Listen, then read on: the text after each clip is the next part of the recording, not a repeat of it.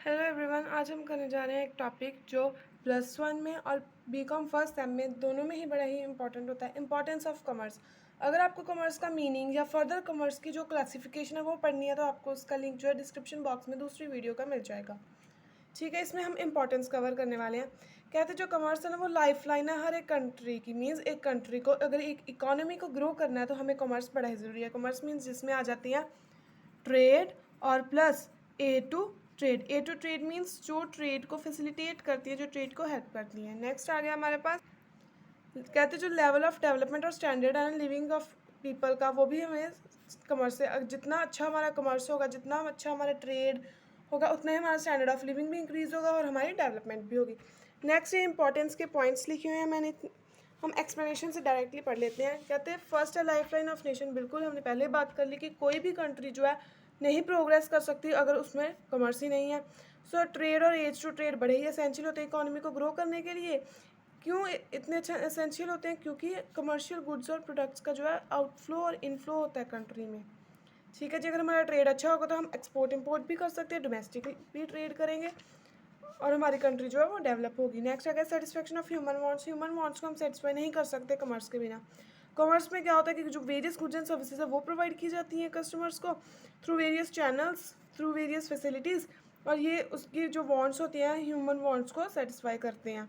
ठीक है, इससे क्या होगा कि उन्हें अपनी जो ज़रूरतें हैं उनकी पूरी होंगी। और ऑब्वियस है, कॉमर्स है, ट्रेड है, तो हमारा जो गुड्स है उनमें प्लेस ऑफ प्रोडक्शन से प्लेस ऑफ कंजम्पशन तक भी पहुंच जाएगी।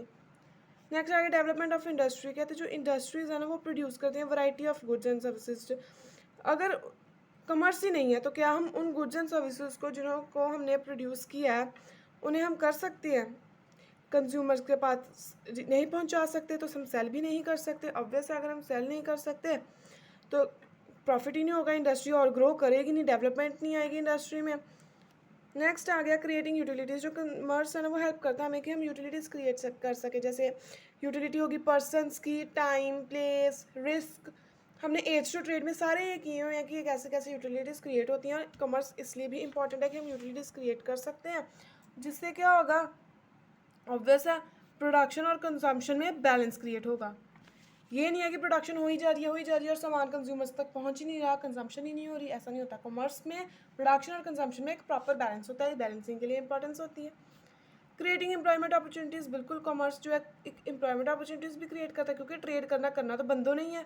सो ये हाईएस्ट एम्प्लॉयमेंट क्रिएटर है इंडिया में, कॉमर्स का सेक्टर।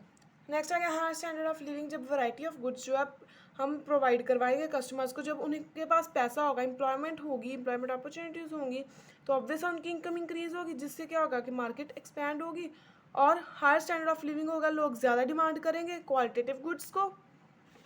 नेक्स्ट आ गया expansion of market. Expansion of market में कहते हैं कि जो कम्युनिकेशन और एडवर्टीजमेंट फैसिलिटीज़ हैं उन्होंने हेल्प किया प्रोड्यूसर्स को मार्केट में उन एरियाज़ में अपना प्रोडक्ट को बेचने की जो पहले हमें पता ही नहीं थे उन एरियाज़ के नाम। जैसे ई कॉमर्स ने एक्सपेंड कर दिया और वैराइटीज़ को।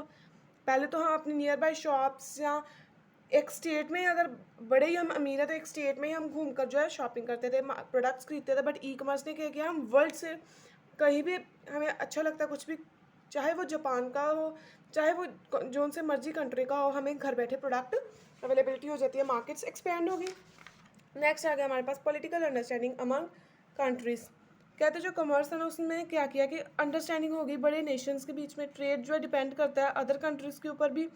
इससे क्या होगी, हमारी बेटर अंडरस्टैंडिंग होगी। जो अंडर डेवलप्ड कंट्रीज़ हैं उन्हें गुड्स चाहिए सो दैट कि वो अपनी रिक्वायरमेंट्स को मीट कर सकें, और जो डेवलप्ड कंट्रीज़ हैं उन्हें चाहिए कि वो अपनी फॉरेन मार्केट को एक्सपैंड कर सकें। सो मार्केट एक्सपैंड करने के लिए जो डेवलप्ड कंट्रीज़ होंगी वो क्या करेंगी, जो अंडर डेवलप्ड नेशंस हैं उन्हें अपना सामान प्रोवाइड करवाएंगी। नेक्स्ट आ गया encouragement of research and development. कहते हैं जो अगर ट्रेड की डेवलपमेंट होगी उससे कंपटीशन आएगा प्रोड्यूसर्स के बीच में। कंपटीशन आएगा तो हर कंसर्न चाहेगी कि वो मार्केट को कैप्चर करे। कैसे वो मार्केट पे अपना कब्जा कर सकती है, उसे कैप्चर कर सकते हैं, अगर उसके पास रिसर्च एंड डेवलपमेंट होगे, R&D फैक्टर होगा उसमें।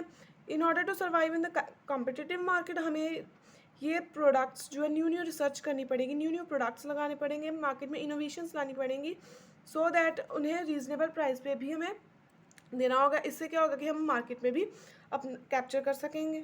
इससे इंकरेजमेंट हुई रिसर्च एंड डेवलपमेंट की ट्रेड से। नेक्स्ट आगे पॉवर्टी को रिड्यूस करते हैं। एक बड़ा ही इंपॉर्टेंट है कॉमर्स का कि ये रिड्यूस करता है पॉवर्टी को, क्योंकि कॉमर्स में हम एम्प्लॉयमेंट अपॉर्चुनिटीज जनरेट कर रहे हैं जिससे इनकम इंक्रीज हो रही है और पॉवर्टी रिड्यूस होगी।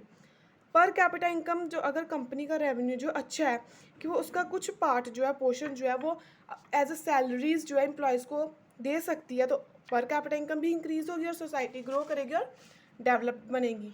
नेक्स्ट आ गया increase in GDP. GDP means gross domestic product.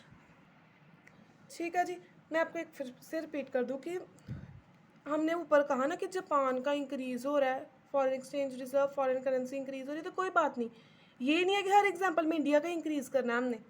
Okay, आप इंडिया की एग्जांपल लिख सकते हो तो कोई और चीज़ अगर लिखते हो, बट टेक्नोलॉजी ज़्यादातर जापान से आती है, तो हमने फॉरेन करेंसी इंक्रीज़ करवाया, मीन्स समझाने की कोशिश की है कि अगर हमारे पास कमर्स होगा तो हमारी फॉरेन करेंसी इंक्रीज़ होगी। ठीक है, इम्पोर्ट एक्सपोर्ट का भी हमने कहा कि जो कमर्स में मार्केटिंग फैसिलिटी होती है ना, वो कमर्स का ही पार्ट है।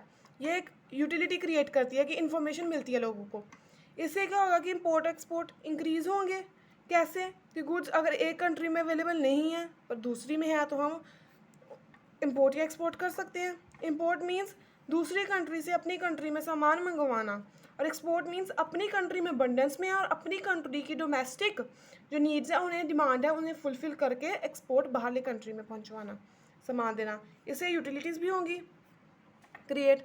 नेक्स्ट आ गया टेक्नोलॉजिकल डेवलपमेंट। कहते हैं ई कमर्स जो है वो टेक्नोलॉजीज यूज़ करते हैं, लाइक ऑनलाइन ट्रांजेक्शन प्रोसेसिंग ऐसी, इसलिए ये टेक्नोलॉजी पे रिलाई करता है। सो न्यू एडवांसमेंट्स जितनी भी आएंगी टेक्नोलॉजी के सेक्टर में, तो उससे जो है कमर्स इंपॉर्टेंट रोल प्ले करेगा, क्योंकि ई कॉमर्स में क्या होगा कि टेक्नोलॉजी भी डेवलप होगी हमारी। नेक्स्ट आ गया development in transportation and communication. जो कम्युनिकेशन और ट्रांसपोर्टेशन है वो सेंट्रल है, मीन्स बड़े ही इंपॉर्टेंट हैं सोसाइटी को डेवलप करने के लिए, और ये किस में होते हैं? कॉमर्स में। इनकी डेवलपमेंट भी कॉमर्स में होती है।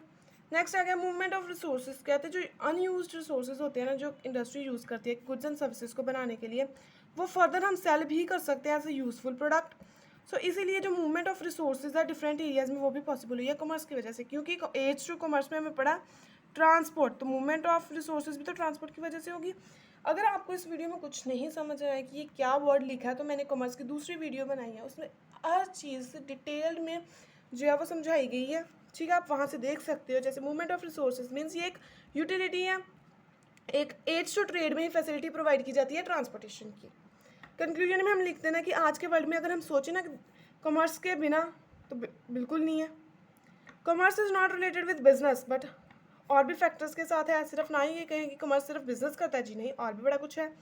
इसकी बड़ी सारी इंपॉर्टेंस है, एक क्रूशियल रोल प्ले करता है इकोनॉमी की प्रॉस्पेरिटी में और वेलबींग में, सोसाइटी की ओवरऑल डेवलपमेंट में ये बड़ा ही इंपॉर्टेंट रोल प्ले करता है। सो ये थी importance of commerce. I hope आपको ये समझ आया हो, और वीडियो को लाइक ज़रूर करना और चैनल को सब्सक्राइब ज़रूर करना और शेयर और कमेंट करके ज़रूर बताना कि आपको ये वीडियो कैसी लगी।